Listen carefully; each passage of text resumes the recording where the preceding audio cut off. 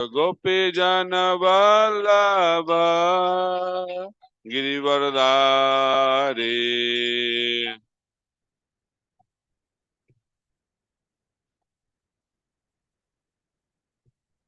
यशोदानंदन ब्रज जन रंजन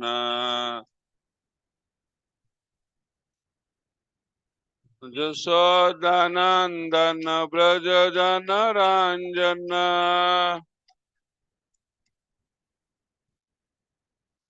जमुना तेरा बनचारी जमुना तेरा बनचारी जय राधा माधव कुंज बिहारी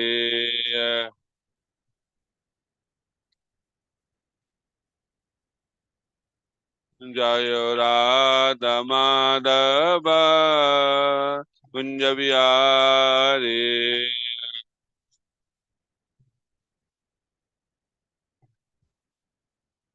जय गोपी जन वल्लभ गिरिवरधारी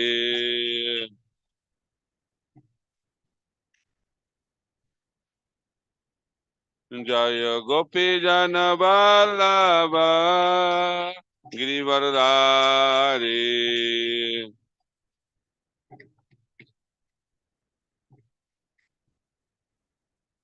यशोदानंदन ब्रज जन रंजन यशोदानंदन ब्रज जन रंजन जमुना तेरा बनचारी जमुना तेरा बनचारी जय राधा माधव कुंज बिहारी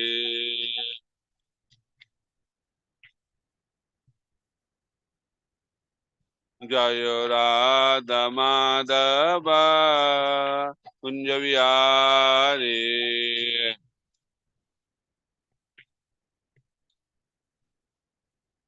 जय राधा माधव जय राधा माधव राधा माधव जय राधा माधव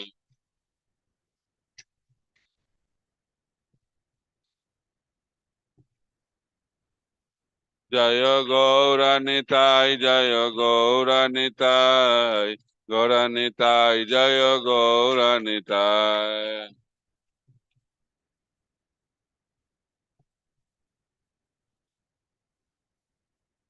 जय जय प्रभुपाद प्रभुपाद प्रभुपाद प्रभुपाद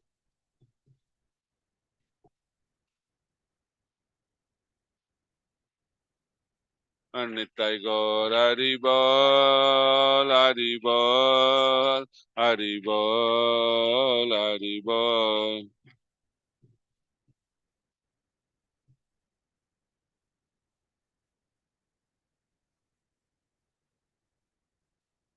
जय विष्णुपाद परमहंस परिव्राजक आचार्य अष्टोत्तर शतशिष्यमात् अभय चरण अरविंद भक्ति वेदांत स्वामी श्री प्रभुपाद की ISKCON beauty founder आचार्य डिवाइन ग्रेस श्री प्रभुपाद की जय विष्णुपाद परमहंस परिव्राजक आचार्य अष्टोत्तर शतशिष्यमात् भक्ति सिद्धांत सरस्वती गोस्वामी ठाकुर प्रभुपाद की अनंत कोटि वैष्णव वृंद की नमाचार्य श्री हरिदास ठाकुर की श्री राधा विनोद भगवान की श्री जगन्नाथ बलदेव सुभद्रा महारानी की श्री श्री नित्यानंद नटवर गौर सुंदर की ग्रंथराज श्रीमद् भागवतम की श्री हरिनाम संकीर्तन की निताय गौर प्रेमानंदे all glories to the assembly devotees, all glories to the assembly devotees, all glories to the assembly devotees, all glories, all glories, all glories to Sri Guru and Gauranga, all glories to Srila Prabhupada.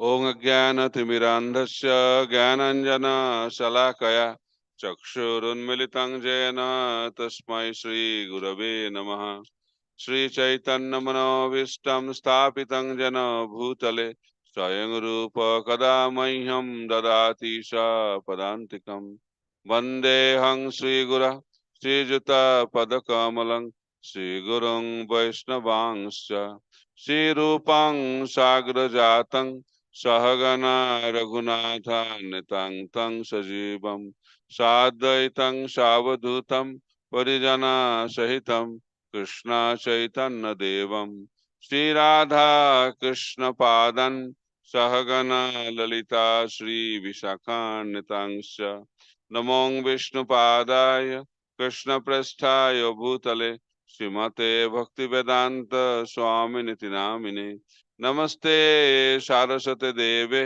गौरवाणी प्रचारिणे निर्विशेष शून्यवादी पाश्चात्य देशतारिणे वंशाकल्पतरुभ्यश्च कृपा सिन्धुभ्य एव च पतितानां पावनेभ्यो वैष्णवेभ्यो नमो नमः नमो महावदन्नाय कृष्ण प्रेम प्रदायते कृष्णाय कृष्ण चैतन्य नाम्ने गौड़तिष्ये नमः हे कृष्ण करुणा सिंधु दीनबंधु जगतपते गोपेश गोपिका कांत राधा कांत नमस्तुते तप्त कांचन गौरांगी राधे वृंदावनेश्वरी विश्वभानुसुते देवी प्रणमामि हरिप्रिये जय श्री कृष्ण चैतन्य प्रभु नित्यानंद श्री अद्वैत गदाधर शिवासादि गौर भक्त वृंद हरे कृष्णा कृष्णा कृष्णा हरे हरे हरे राम राम राम हरे हरे ओम नमो भगवते वासुदेवाय ओम नमो भगवते वासुदेवाय ओम नमो भगवते वासुदेवाय नारायणं नमस्कृत्य नरं चैव नरोत्तमं देवीं सरस्वतीं व्यासं ततो जयमुदीरये नष्टप्रायेषु अभद्रेषु नित्यं भागवत सेवया भगवती उत्तम श्लोके भक्तिर्भवति नैष्टिकी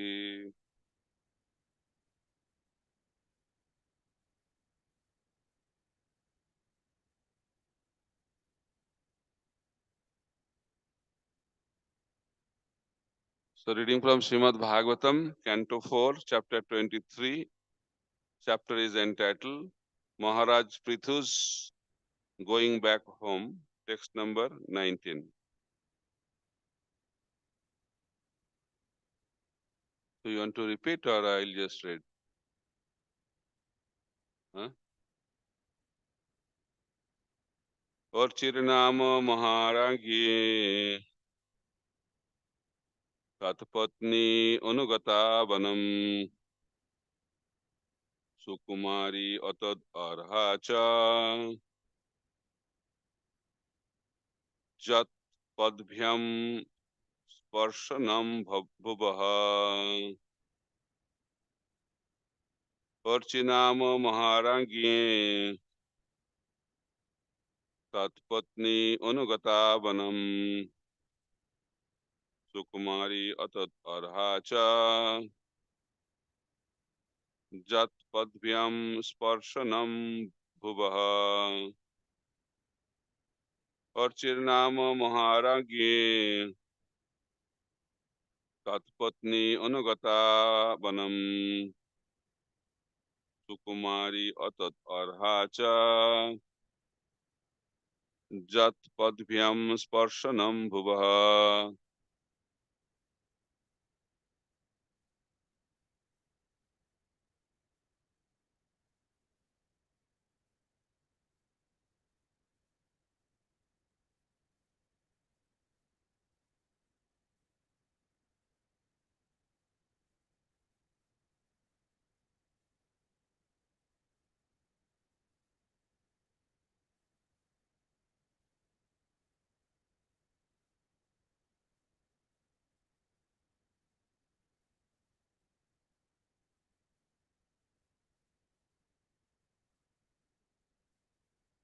Vaishnav.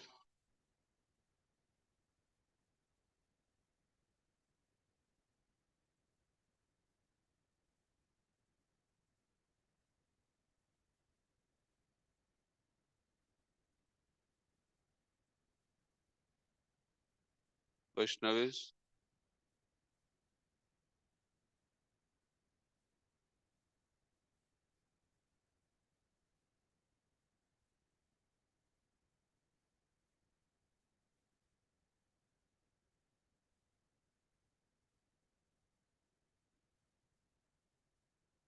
Archinama of the name Archi.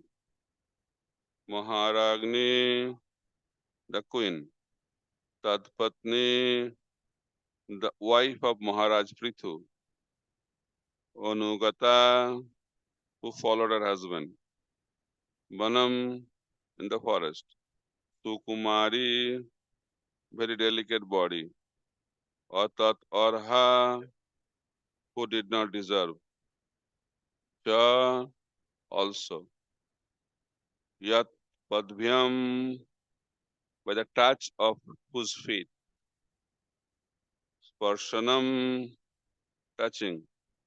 Bhubaha, on the earth. Translation and purport by His Divine Grace, Sri Bhakti Vedanta Swami Srila Prabhupada. Translation. The queen, the wife of Prithu Maharaj, whose name was Archi, followed her husband into the forest. Since she was a queen, her body was very delicate. Although she did not deserve to live in the forest, she voluntarily touched her lotus feet to the ground. Purport. Because Prithu Maharaj's wife was a queen and also a daughter of a king, she never experienced walking on the ground. For queens used to never come out of the palace. They certainly never went to the forest and tolerated all the difficulties of living in the wilderness, all the difficulties of living in the wilderness. In Vedic civilization, there are hundreds of similar examples of such renunciation on the part of queens and dedication to the husband. The goddess of fortune, Mother Sita, followed her husband Ramachandra when he went to the forest. Lord Ramachandra went to the forest in compliance with the order of his father, Maharaj Dasarath. But Mother Sita was not so ordered. Nonetheless, she voluntarily accepted the path of her husband. Similarly, Gandhari, the wife of King Dhritarashtra, also followed her husband into the forest. Being the wives of great personalities like Prithu, Lord Ramchandra, and Dhritarashtra, these were ideal chaste women. Such queens also instructed the general people by showing them how to become a chaste wife and follow the husband in every stage of life.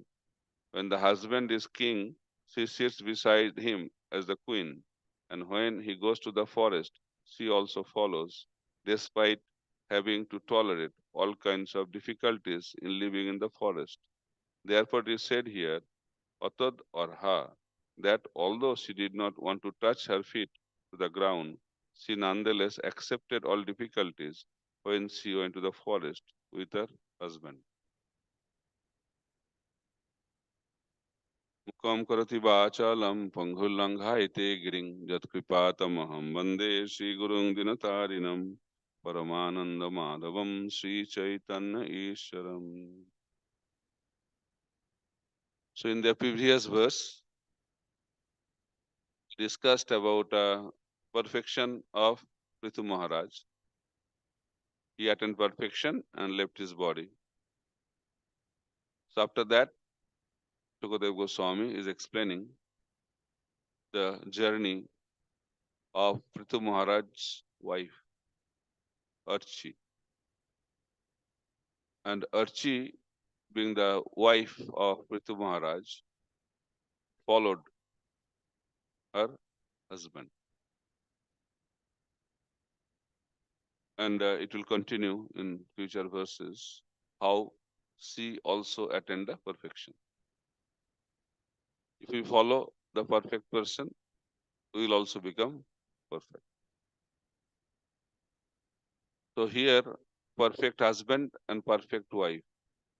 They are teaching to the whole world how to become perfect.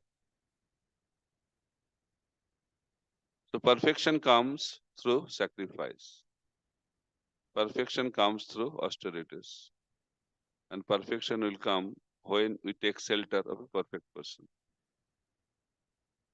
So these are the principles we can learn. A person becomes glorious when his life is the example of sacrifice. Those who are enjoying this world, they cannot become great person. Maybe some people can treat them as great, but greatness is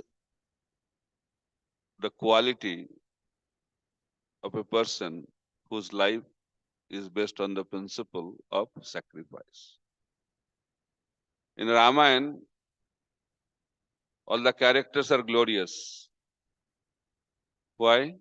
Because their lives were full of sacrifices.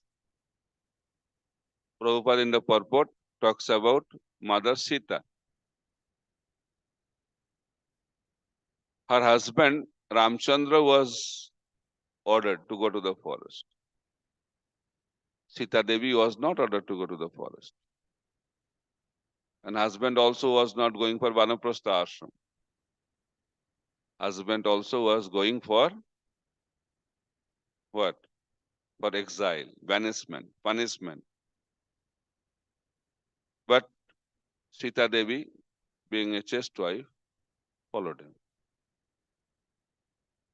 So, sincere follower is that person who is there with the master both in good situation and also in difficult situation. So, how we can identify someone is a friend, someone is chaste, someone is faithful, when that person is with that master in difficult situations. It is also said a friend in need is a friend in deed. The character of a person is tested in difficult situations. So, all these great personalities pass the test because life is all about tests. So, Sita Devi voluntarily accepted that. Duty means voluntary. So, in Vedic civilization, the member of society, different members of different section of the society, they voluntarily accept their duties. So it is the duty of the wife to follow her husband wherever he is. So that is very, very rare in the modern era because getting somebody as perfect is very, very difficult. It's difficult to get ideal husband, it's very difficult to get ideal wife. But Prabhupada said we should try. We should try our level best and try to perfect as much as possible by the grace of the Supreme Personality of Godhead. That's why Srimad Bhagavatam is full of descriptions of these perfect personalities, which inspire us to attain that level of perfection. So, sacrifice for what? First, we mentioned that life should be the life of sacrifice. But the cause of sacrifice should be also what? Ideal. So, best way to sacrifice our life is to please the Supreme Personality of Godhead. That is the highest level of sacrifice. Why the chaste wife follows the husband? Because that pleases the Supreme Personality of Godhead. That's what the expectation of the Supreme Personality of Godhead. That's why they do that as their duty. So, pleasing the Supreme Personality of Godhead should be the goal. Whatever pleases the Supreme Personality of Godhead, that should be done. And that will lead us to the level of perfection. Why Archie attain perfection? Because she pleased the Supreme Personality of Godhead. So, a disciple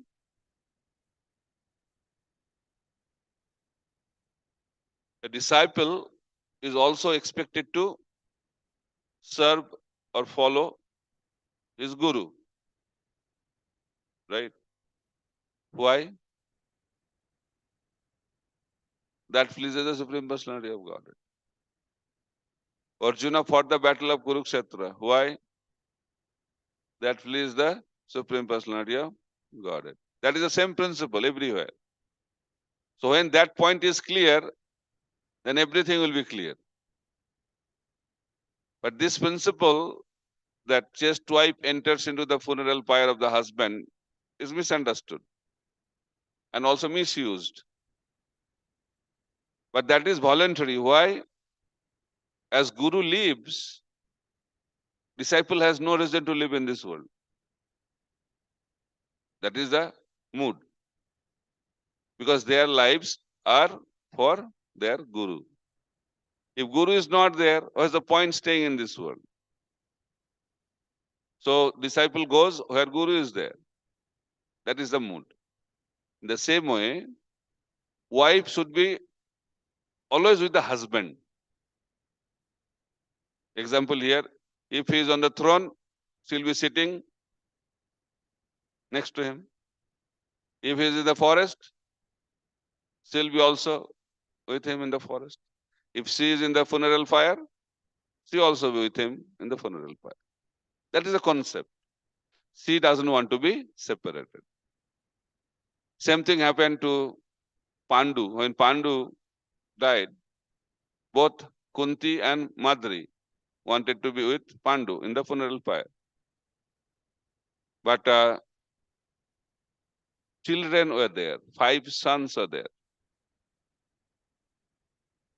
Responsibility was there. The disciple should stay back if there is a mission of the Guru to complete.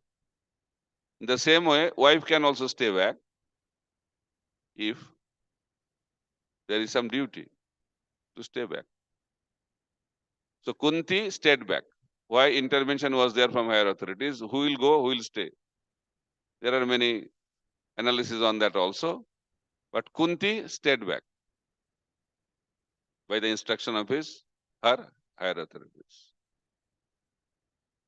And Madri joined her husband. Both is sacrifice. Staying without the husband is the greatest sacrifice. Very, very painful. So Kunti stayed for the rest of his life, rest of her life. What a condition she had, right? The life of Kunti, Maharani. Although she was Maharani, but she could not lead a life of Maharani. So she lost her father, she lost her husband, she lost her son, right? Right or wrong? Not a Pandava, but her son. Who was the son? Karna. She lost him. What a painful situation. That one son of her killed another son. And she was the spectator for that. What a painful experience. Then also her grandson, 5 grandsons were killed. So 4 generations were dead. But she continued. It's a very pleasant experience because she was alive. So dying is much better option than living in that condition. But why she opted that? To please the Supreme Personality of God. Because that's what expected from her. And that is the principle. of human form of life. And that is called chastity. Chastity means what? Being loyal to the Supreme Personality of Godhead, being loyal to the authorities, being loyal to Guru, being loyal to the husband. That is the meaning of chastity. A disciple should be also chaste to his or her Guru. That is expected. Chastity is the fundamental aspect of human form of life.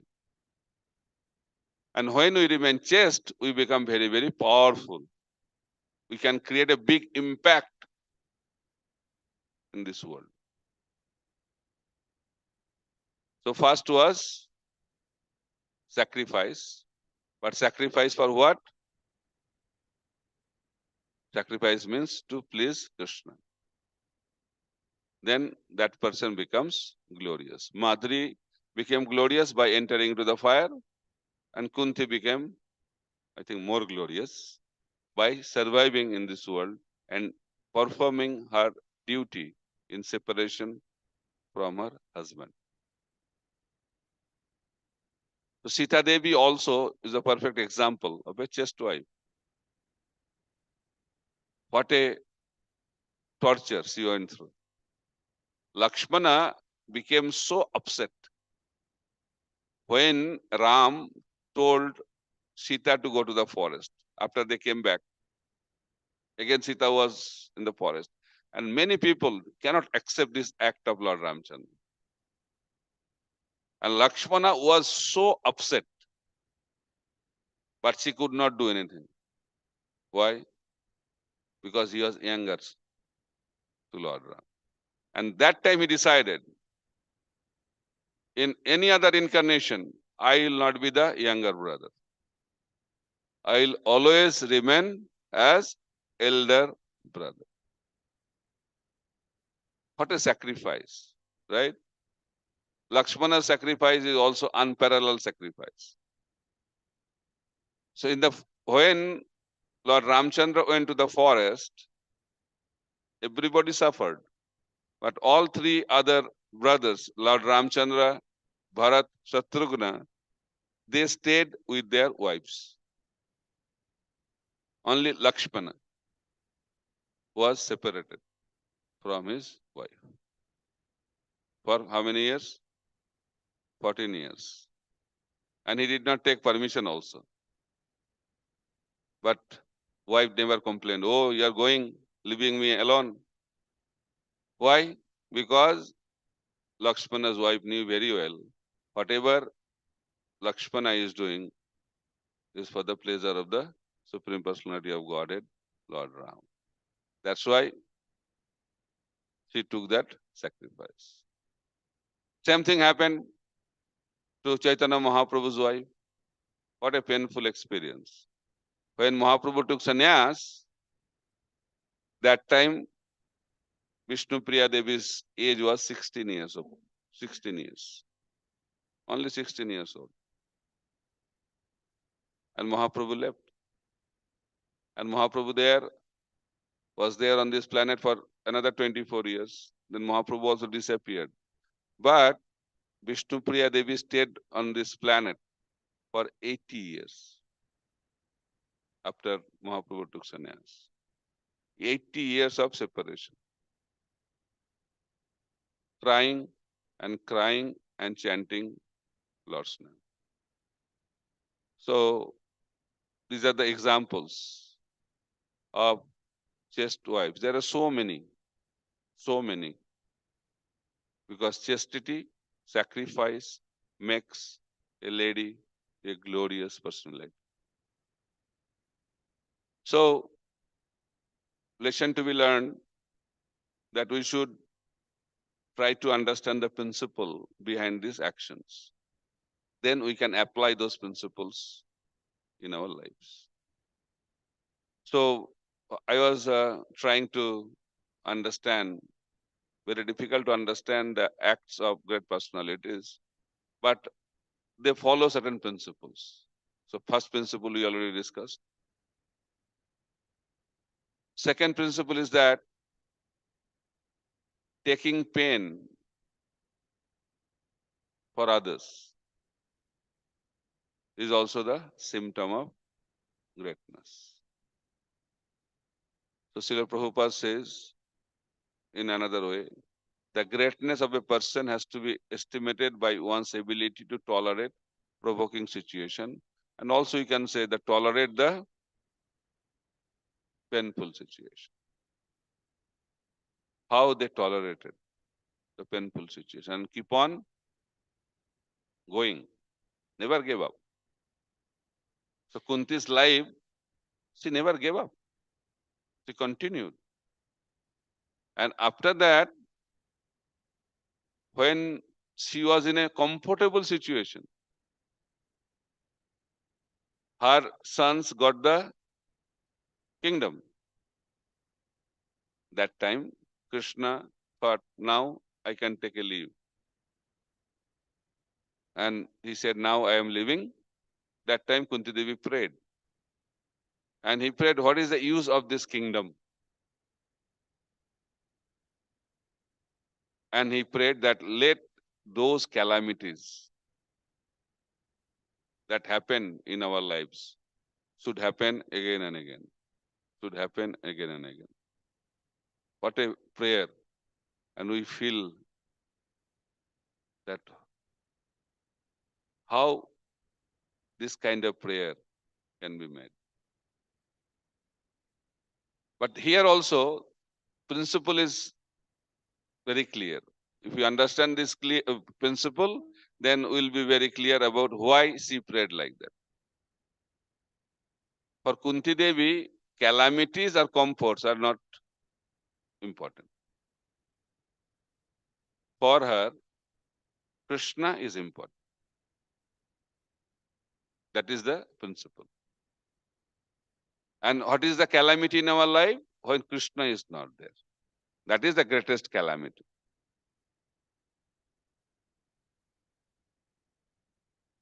जय श्री जगन्नाथ बलदेव सुभद्रा महारानी की जय, श्री राधा विनोद भगवान की जय, नित्यानंद नटवर गौर सुंदर भगवान की जय.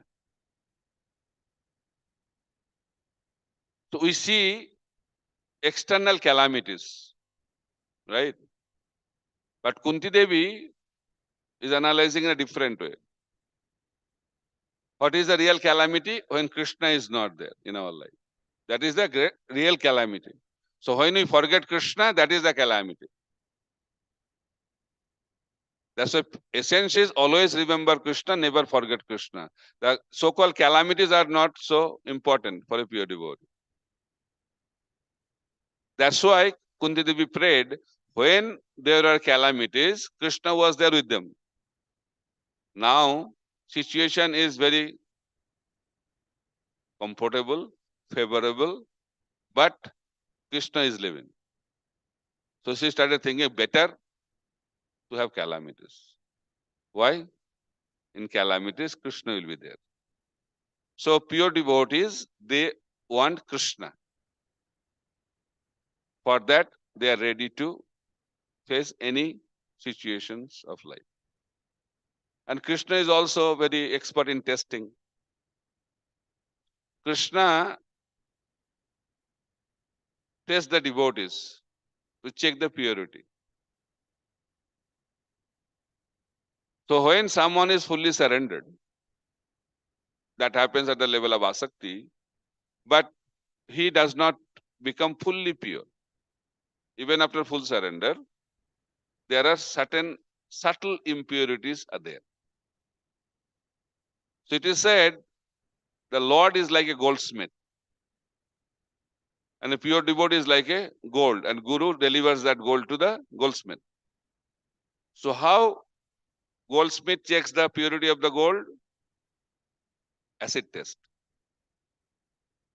Acid test.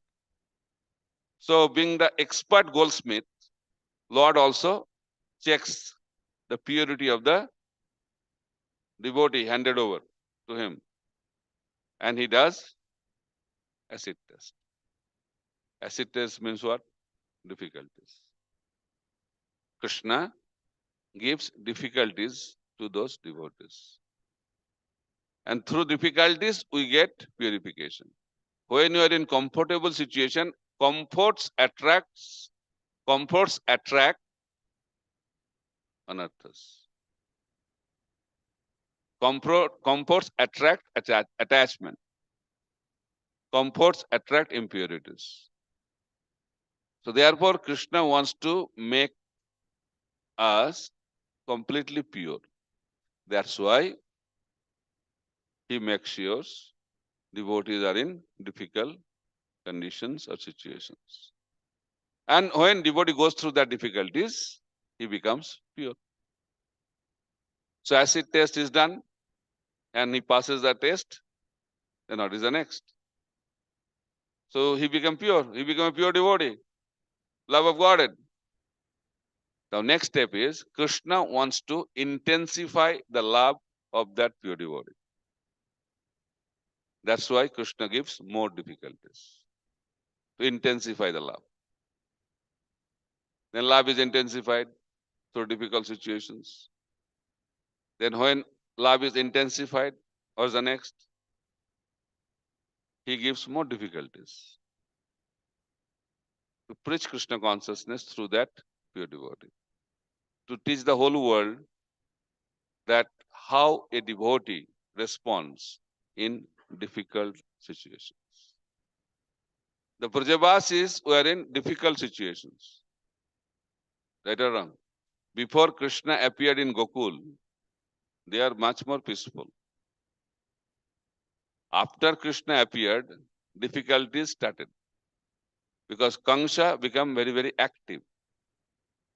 Every day, demons are sent to kill Krishna. So Brajavasis can be in very peaceful condition. Oh, very good, Krishna conscious. They are in complete anxiety. Mother Josoda, whenever Krishna is out in the forest, she was always in anxiety whether Krishna will come back or not.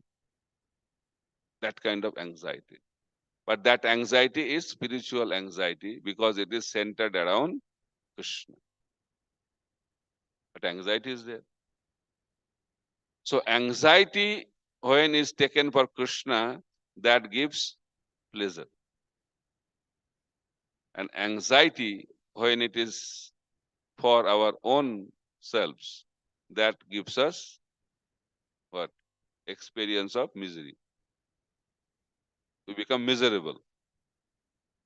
So misery can transform into joy or pleasure or bliss when we spiritualize the anxieties.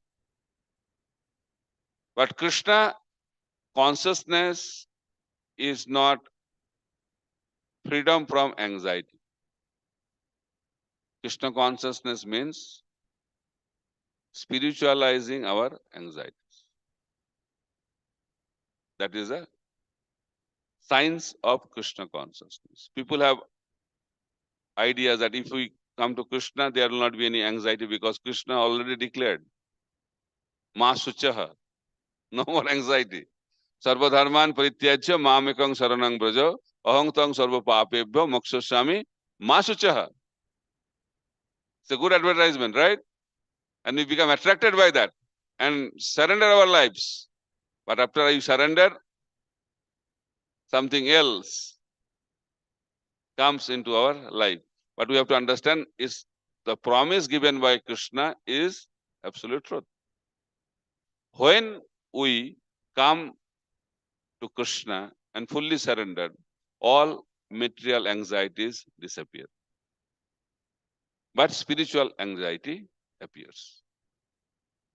So purity will come through difficult situations. And that's why Krishna keeps the devotees in difficult situations. This is the mercy of the Lord. Why Krishna does that? Because Krishna only has one mission, to make that devotee completely pure and make him or her eligible to enter into the spiritual world. That is his only mission. And in order to do that, he is ready to do anything, especially giving difficulties, challenges, tribulations, catastrophes, calamities. So Kunti Devi prayed for those calamities because she could see the hand of Krishna in those times of calamities. So there are different levels of responding to calamities. So it is explained in Srimad Bhagavatam that devotee who continues his devotional service in difficult situation, he is eligible to enter into the spiritual world. No complaint.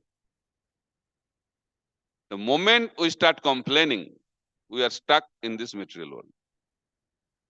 So when someone is in difficult situation but continues his devotional service without any complaint, rather with the heart of gratitude, he is eligible to enter into the spiritual world. That is his birthright. Then another level, Parikshit Maharaj. He also faced calamity, that he is going to be killed by snake bite. That was also calamity. But how he responded to that calamity? He was very happy. He thanked Krishna in nice verse. Dija Shapa Rupam. My dear Lord, you have appeared before me in the form of the curse of that Brahmana boy. So Parikshit Maharaj did not see the curse. What he saw? Krishna. And because of that, Srimad Bhagavatam appeared in his life through Sukadev Goswami. So another level of handling calamity. And climax of that is Kunti Maharani. So Kunti Maharani, not only one calamity, calamity after calamity, calamity after calamity. What a life. And what she is praying, not thanking, not acknowledging, not being grateful. She is praying for those calamities to come again and again, again and again in her life. What a level. That's why Kunti Devi's platform is also very high level of Krishna consciousness. We cannot imitate, but we can learn where we have to go to have entry in the spiritual world. So, lesson to be learned that spiritual life does not mean no difficulties. It's not a bed of roses. Spiritually, bed of roses, but materially, it's a path of thorns and pebbles and difficulties. But a devotee is untouched by that. Why? Because he takes complete shelter of the lotus feet of the Supreme Personality of Godhead. So challenges will be there, but we have to start learning how to tolerate as a beginning, right? Just like how to deal with the calamities, difficulties, challenges. First, tolerate. Don't react, but tolerate. That's the first step. So there are different kinds of tolerance. Tolerating the urges, tolerating the dualities of this world, tolerating the opinion of others, and tolerating the prosperity of others. Four kinds of tolerance. Because time is not there. So we can discuss little bit. What is the tolerance for urges? We have so many urges. 6 urges in Nectar of Instruction, 3 urges in Bhagavad Gita. Last, anger, greed. We have to learn how to tolerate that. Don't react, but tolerate. That is a symptom of a great person. Because Prabhupada says, the greatness of a person has to be estimated by one's ability to tolerate provoking situations. So, so-called great people become succumbed to these temptations, provocations. But a really great person can easily tolerate and overcome those temptations. So first is tolerating the urges in the form of lust, anger, and greed. Then second is tolerating the dualities of this world. This world is dualities, or full of dualities. Happiness, distress, joy, sorrow, summer, winter, success, failure, pain, pleasure, heat, cold. So many dualities. Happiness, distress. So we have to learn to tolerate these dualities. And how we can tolerate? When we have the philosophy of non-permanent nature of these dualities. All are temporary in this world, including these dualities. Happiness is also temporary, misery is also temporary. That's why best way to handle, tolerate. Having the philosophical understanding that it will go away. Happiness also will go away, distress also will go away. Summer also will go away, winter also will go away. So in that way, we should learn to tolerate the dualities of this world. Then tolerating the difference of opinion. Very difficult in Kali Yuga. We cannot tolerate each other's opinion because my opinion is the only opinion. My opinion is the absolute opinion. My way is the highway. My way is the expressway. So we cannot tolerate the opinion of others. Why? Because we want to establish that I am right. And in order to establish I am right, I have to establish other is wrong. That's why you cannot tolerate. So that is the problem. So therefore, we have to learn how to tolerate the opinion of others. Why you cannot tolerate the opinion of others? Because we have shortcomings of greed. We have the shortcomings of selfish motives. So because of that, we cannot tolerate. Then other one, the last one is tolerating the prosperity of others. People are not happy. Why people are not happy? Because they are always comparing. Compare, then criticize, then complain. Three cancers of the mind. People are not happy what they have. Rather, they are unhappy what they don't have. Why comparing? So this disease of the mind is a great obstacle to experience joy of life. So spirituality teaches us not to compare. We should not compare. Everybody is unique. No one is big or no one is small. Everyone is unique. Just like different parts of the body. They are happily situated. Both are all limbs or parts of the body are unique. And they are all happily serving the body. In the same way, we are all different limbs or parts of the supreme body, the supreme personality of Godhead. And when we recognize our uniqueness and serve Krishna in that way, then we'll be always happy. But if the ears start comparing with the brain, eyes start comparing with the mouth, then there will be a lot of problems in the functioning of the body. And exactly that's happening in this world. Why there is so much chaos in this world? Because everybody is comparing. And everybody wants to become somebody else. If the ears say, oh no, too much, I don't want to remain ears, I want to become eyes. And I was thinking, no, I don't want to remain eyes, I want to become legs. So if the things start happening like that, then what will happen? The chaos in the body. In the same way, in the society, people are not happy in his situation.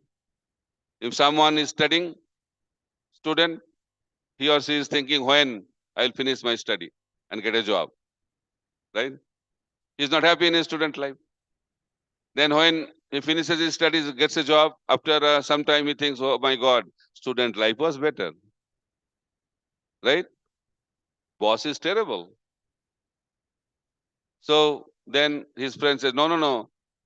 Job is very nice, but you are not happy because you are alone. You should have a partner. You should get married. Then he starts thinking, yes, it's a good advice given. So he marries. And after a few years, he starts thinking, why did I do that? Prabhupada used to say, Delhi का लड्डू जो खाया वो भी पछताया, जो नहीं खाया वो भी पछताया. So this is the world. Those who are staying in India thinking going to America will give them happiness, and those who are in America, they are thinking the place where you can experience happiness really, that is India. Life is like that. So this is the way this world is designed. We should not be misled by the Maya arranged by the Supreme Personality of God. So no one is happy and no one can be happy in this world. That is the knowledge. And how we can be happy? When we serve according to our constitutional position. That will give us happiness. So tolerating the prosperity of others. So joy, I give a seminar on that. So one principle is that jubilant in others' success. That is the secret of joy. We should be jubilant in others' success. But in this world, if someone is successful, our heart burns. Why? Because we are envious. Because of envy, we cannot tolerate, what to talk about celebrate. We cannot tolerate the success of others. But when someone celebrates the success of others, he will always remain happy. Lord Ramchandra was very popular king. Why? When someone was having difficulty in the family, so Lord Ramchandra used to go and cry with them. And when there was some festival in the family, Lord Ramchandra used to go and be part of that celebration. That is called Vaishnava. That is called perfect life. Happiness comes when we see others happy. Happiness comes when we extend ourselves to make others happy. And higher platform than that, when we feel jubilant in seeing others successful. So these are the principles, but journey should begin with tolerating.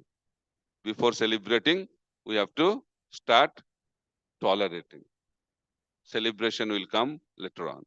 So practice begins by tolerating the prosperity of others. Time is up. Thank you very much. Hare Krishna, Krishna Krishna, Hare Hare, Hare Ram, Ram Ram, Hare Hare. Srila Prabhupada ki jai, Grantaraj Srimad Bhagavatam ki jai. Nitai Gaur Pramanande. So any question, comment, reflections, clarifications? Hare Krishna Maharaj. Thank you for the wonderful class, Maharaj. Maharaj, you said that we should not compare because then it leads to criticizement and then complaining. So sometimes when we are cultivating people in Krishna consciousness, we inevitably tell them you should learn from them. So in a way, we are indirectly or directly comparing, and sometimes they feel bitter that we are not as good. So how can we rephrase it and tell them to learn? When we talk about comparing, we are talking about comparing our success, comparing our material situation, that kind of comparison. So I have Maruti car, he has Mercedes Benz car. That is comparison. But what you are telling is something different. Okay. When you analyze the situation, I have one bedroom flat, he has a villa. We graduated from the same college with the same marks. Compare. Okay.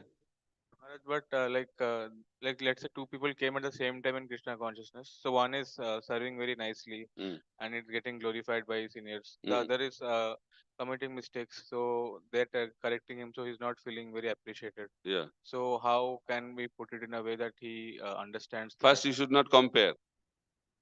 He is comparing. Who? First, focus on yourself. You have no control over others. First, act on yourself. So, but problem is that we want to see the whole world being changed, but we don't want to change because we think we cannot change because we are perfect. That is the main imperfection we have, thinking ourselves perfect. So that's why we have to focus on our life first. Okay. When we change, one leader said, whatever change you want to see in the whole world, you should become part of that change first.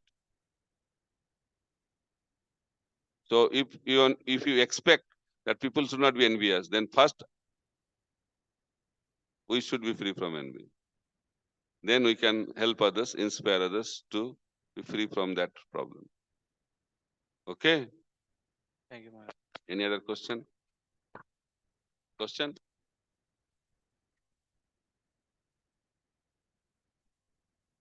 Thank you very much, Maharaj, for your insights. I have a question. This in Vanapasta stage, if the husband wants to visit all the holy places, but the wife is still alive and they have no sons, what he should do? He should carry the wife and go. Depends on what kind of vanaprastha order you want to take. I discussed yesterday, I think, right? There are two types of vanaprastha: vanaprastha with wife, vanaprastha without wife. Who wants to take sannyas, he should take vanaprastha without wife. And who doesn't want to take sannyas, continue only with vanaprastha, they should take his wife in his vanaprastha life. So depending on your situation, you can decide. Okay. But traveling to the holy places is the dharma of vanaprastha. Huh? I told you, depending on what you want. If you want to take sannyas, no wife. Yeah, that's why, what is the purpose of your vanaprastha? You want to go to the next level or not? If you want to go to the next level, then you should not take wife with you. But if you don't want to go to that level, then with wife. And in Kali Yuga, better heart attack will happen. So better to stop heart attacks and stay with your wife and cultivate vanaprastha order of life. At least do that. Hare Krishna. But if you don't want to take sannyas, at the same time, you don't want to take your wife, means you are irresponsible. That is called irresponsible vanaprastha ashram. You want to avoid the headache. That's not warranted. Maharaj, thank you so much for the wonderful class. My question was regarding to these sacrifices. So when we do sacrifice or we see others sacrifice, doing some kind of sacrifice, when that appreciation aspect is not there, sometimes becomes, whether we expect or not, do not expect. When appreciation is not there, it actually impacts the sacrifice itself, or we doing the next sacrifice, Maharaj. So you can analyze in different ways. That's why I first discussed why you are sacrificing. For the pleasure of the Supreme Personality of God. If someone is appreciating, not appreciating, we shouldn't be affected. Because we are not sacrificing for the pleasure of others. We are sacrificing for the pleasure of the Supreme Personality of God. Prabhupada said, if whole world is pleased, if Krishna is not pleased, what is the use of that? But if Krishna is pleased, whole world is not pleased, that is a success. So pleasing the Lord is a success of life. So any sacrifice we should do, that should be done for the pleasure of Krishna. Okay. But if you have other expectations, expectations lead to frustrations. You'll be frustrated in the process of your sacrifice. Because material aspiration is there in that sacrifice. What is aspiration? People should appreciate my sacrifice.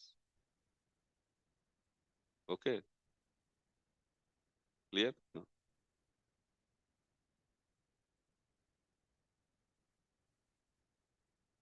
That is condition level. As a devotee, I should appreciate others. But that person should not expect appreciation. That is the way it is designed. Just like respect, definitely I can get, but I should not expect. But the problem is when you get, we expect. We should not expect.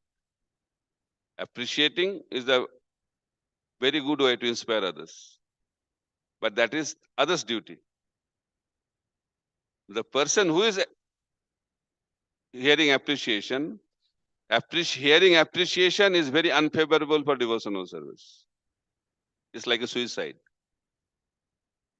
No one should hear his own glorification. We should hear our shortcomings. We should hear our bad qualities. That is the duty of a guru. Guru never praises his disciples. Guru always criticizes his disciples, chastises his disciple. That is the service of the guru. So therefore, in order to be a good disciple, we should be ready to be chastised. We should be ready for rectification. We should be ready for what? We should be ready for chastisement. Okay. Any other question? Huh? It's not a question of right or wrong. If you expect, expectation will lead to frustrations. When you expect, sometime you will get, sometime you will not get. If you get, you will have more expectations. And if you don't get, you will be frustrated. If you want to lead a life like that, expect. Whole life is controlled by others' emotions. If you want to lead a life like that, that's your choice. Hare Krishna. Good.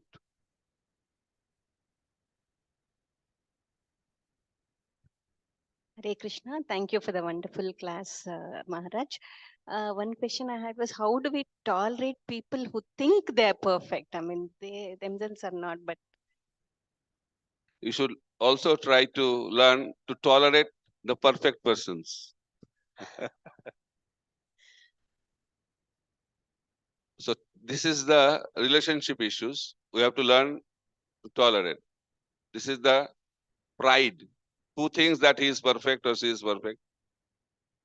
Who is proud and who is in ignorance?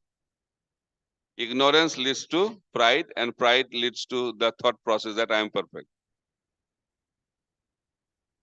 So be compassionate. Don't become angry. Okay? Anything? Yeah, give Mike.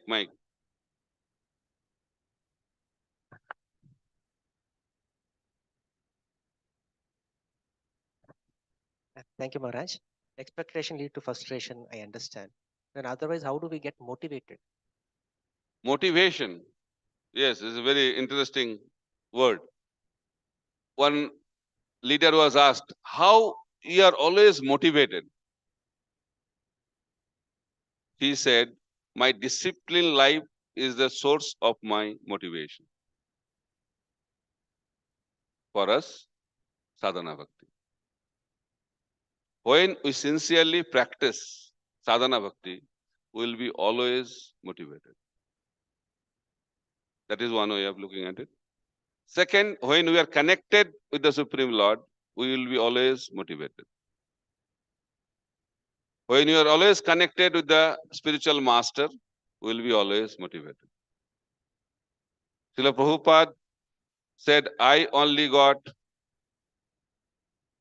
what he got, depression, suppression, compression, anything, but he never gave up. Why? Because he was motivated by his spiritual master. He said, I was never separated from my spiritual master. That kept him motivated. That is real motivation. But material motivation comes by sweet words, by sweet appreciation. That's also needed as a sadhaka, as a neophyte. But when someone is advanced in Krishna consciousness, they don't need this kind of motivation. But material platform, we need motivation. I am doing good. Someone is appreciating. Okay, let's do more. That is material platform. So those who are in the material, on the material platform, they need that, definitely they need, and it's good. But as a leader, we should always appreciate, we should always try to motivate by appreciating. Prabhupada always appreciated whatever they have done for him. But we are talking about person who is appreciated, not person who is appreciated. There are two sides. It is a duty of a devotee to appreciate others, but it is also the duty of a person not to expect appreciation. And if you depend on the appreciation of others to be motivated, that is material platform. Because sometimes appreciation will be there, sometimes appreciation may not be there. So our motivation is controlled by the emotions or actions of others. This is not a very good platform. Okay? Hare Krishna. Follow-up question. So I am telling confusing, I think.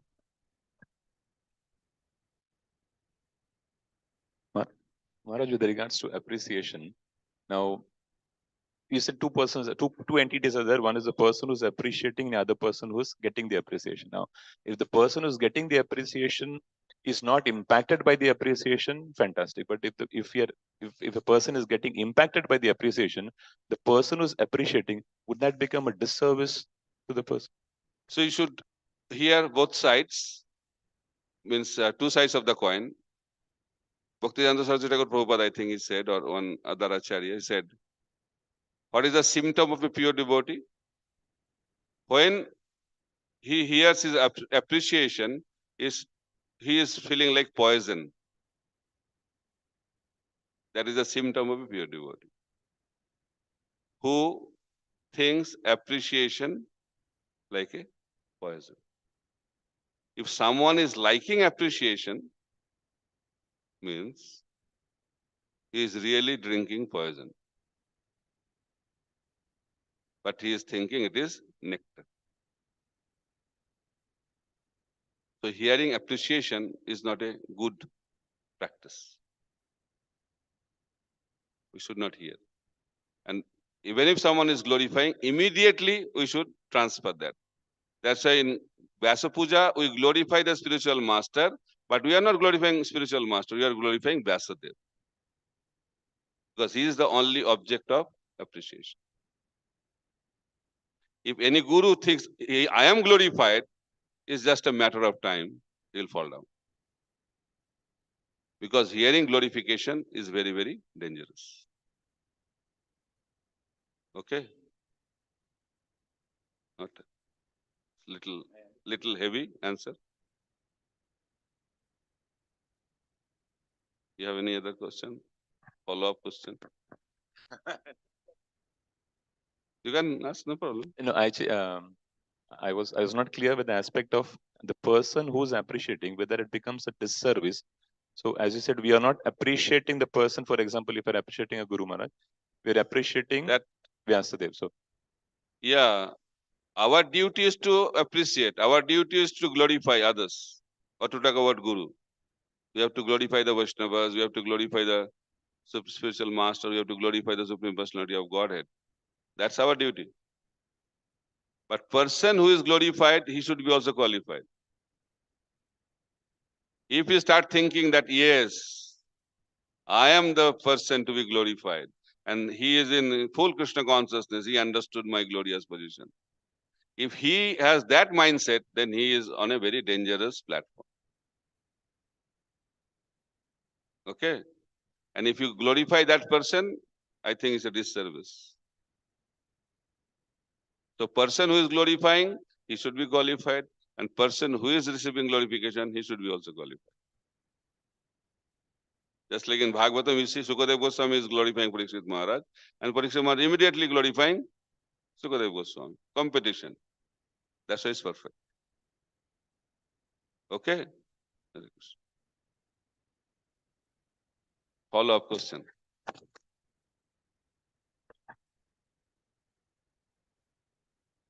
Maharaj, still now, like the one is of the appreciation.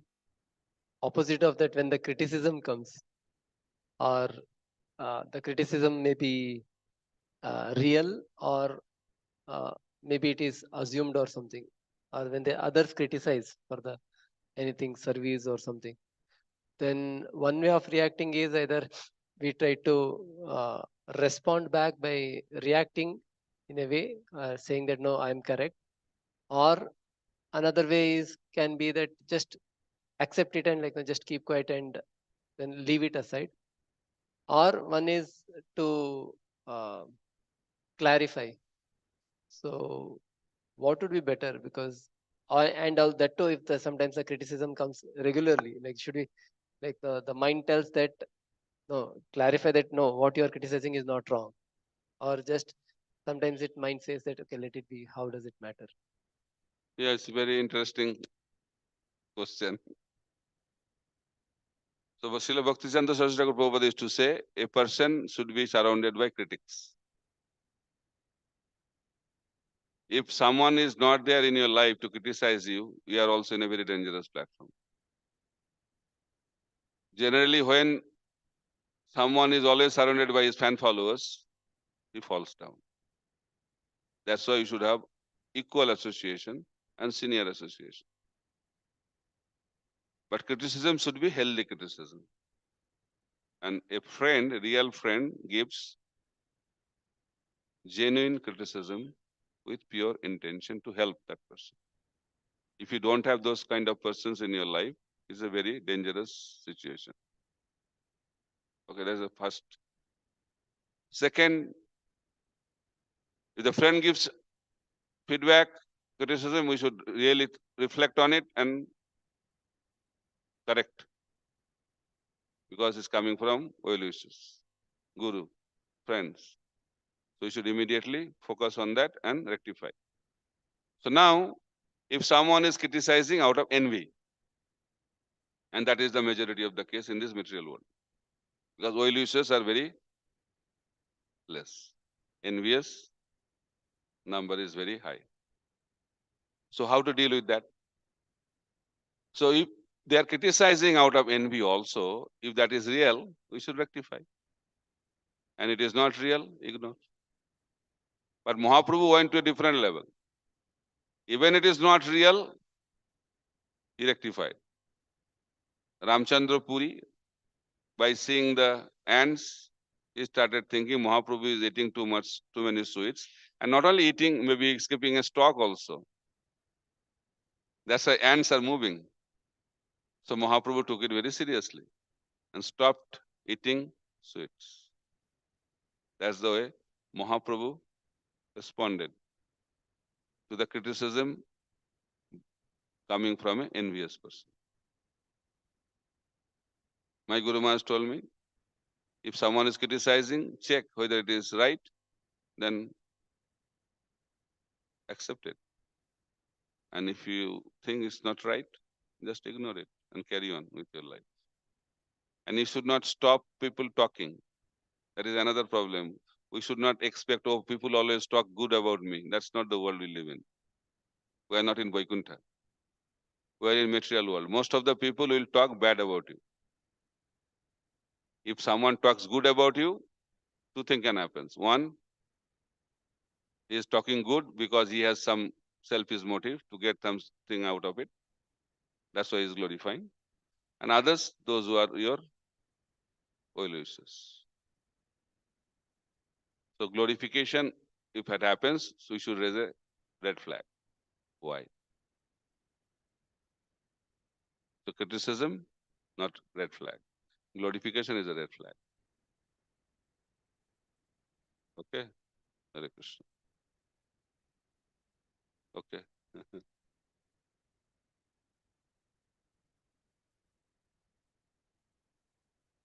It was clear? You?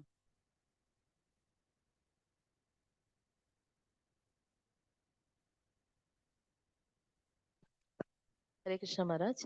Maharaj, you spoke now about criticism out of envy. So, opposite to that, it's not a direct opposite, but if we genuinely appreciate some devotee for what they are doing, and if it's not taken rightly, uh, so should we stop appreciating or glorifying? Because That at kind that of time, people is also there. Huh? Very good. yeah. Generally, when you appreciate, they say more, say more. And if they don't like your appreciation, you have to think why. Maybe he is thinking that you are pampering. Maybe he is thinking that it's not good to hear glorification. There can be different reasons why he doesn't want to hear glorification. So depending on that, you have to take a call. Some devotees, they don't like to hear any glorification because of the spiritual reason. Some people don't like to hear any glorification because they know it's false. So depending on what kind of person he or she is, we have to take a decision. But as a principle of a devotee, we should always glorify. Not in front, but at the back also. We have a tendency to glorify in the front and criticize back. That's not glorification. That is envious attitude. So real glorification is that glorification when you glorify behind his back. A friend criticizes him on his face, glorifies him at the back. That is real friend. Okay. So it's different combinations are there. So I cannot give any specific answer to your situations. Okay. It's a very sensitive, very multi-directed or multi-dimension subject matter, and it should be dealt accordingly. Okay, then another question. Very interesting.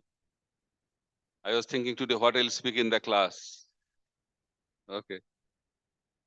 Chastity of a lady was the topic. Yes.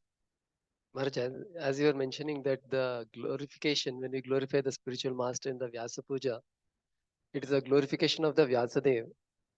But at the same time, when we glorify, generally we glorify the actions or the qualities of the spiritual master. So how does it Yeah, that's our part. But Guru does not take that way. He passes on. Real spiritual master will pass it on. If he does not pass it on, he is sitting on atom bomb. It's just a matter of time. That happened in the past, that's happening now, and that's going to happen in the future. It's the duty of the disciple to glorify the spiritual master as the Supreme Personality of God. And that should be. But the spiritual master does not keep that glorification with him. He passes it on to his spiritual master. And it goes on going back to Vasudev, who is the Supreme Personality of Godhead. He is the object of glorification. That's why it is known as Vyasa Puja, not Guru Puja. Vyasa Puja. Okay? Ultimately, puja is going to Vyasadev through the Guru Parampara. And Guru is representing that Guru Parampara. Is a transparent via media to transfer that to the origin of all worship. Okay? Anything else? I thought it's not there. Can you just elaborate on passing on to the spiritual master? Elaborate. Okay. One South Indian Swami came to ISKCON temple to see what's going on, and he saw Guru Puja was going on, Prabhupada. Prabhupada was there, physically present. So people, devotees are chanting, dancing, Sri Guru Charana Padma, Sri Guru Charana Padma. And Prabhupada was also singing Sri Guru Charana Padma. By hearing that, this Swami, new to ISKCON, got bewildered. How come your Swami, he asked another sannyasi next to him, why your Swami is worshipping himself? Then he narrated that we are worshipping him, that's why we are singing Sri Guru Charana Padma. But he is not taking that worship. he is worshipping his own Guru. That's why he is also singing Sri Guru Charanapada. That is called transfer. That's like when disciples came to Srila Bhaktivinoda Saraswati Prabhupada, he used to offer Dandavat Pranam, he used to say, Dasa Asmin, I am your servant. He never thought disciples are his servants. Rather, he thought he is their servant. Okay. Srila Prabhupada said, you, my disciples, you are not my disciple. You are the representative of my Guru. That's the way they look at it. And always he gave credit to his spiritual master. When he was glorified, oh Prabhupada, you have done so much. Prabhupada said, I have not done anything. If anything has happened, it's because of the causeless mercy of the spiritual master and the hard work of my disciples.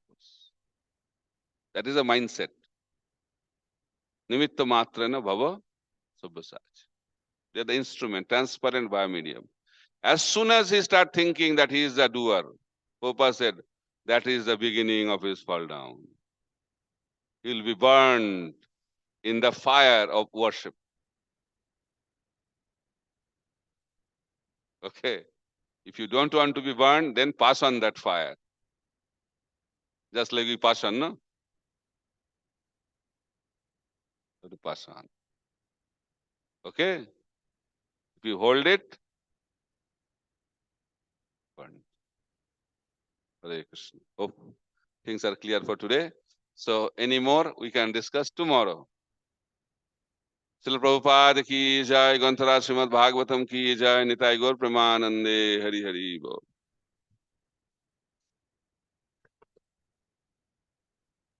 Hare Krishna. Tomorrow morning also we'll be having the association of Maharaj in the morning Bhagavatam class. Yeah, in this visit, that will be the last class of Maharaj. And again, hope and pray we'll get the association of Maharaj during Nityantaradashi. And if possible, before that also let us see, in case if Maharaj is traveling via Bangalore, and we may get Maharaj's association also. Thank you very much. Hare Krishna. All devotees can take prasadam in the prasadam hall.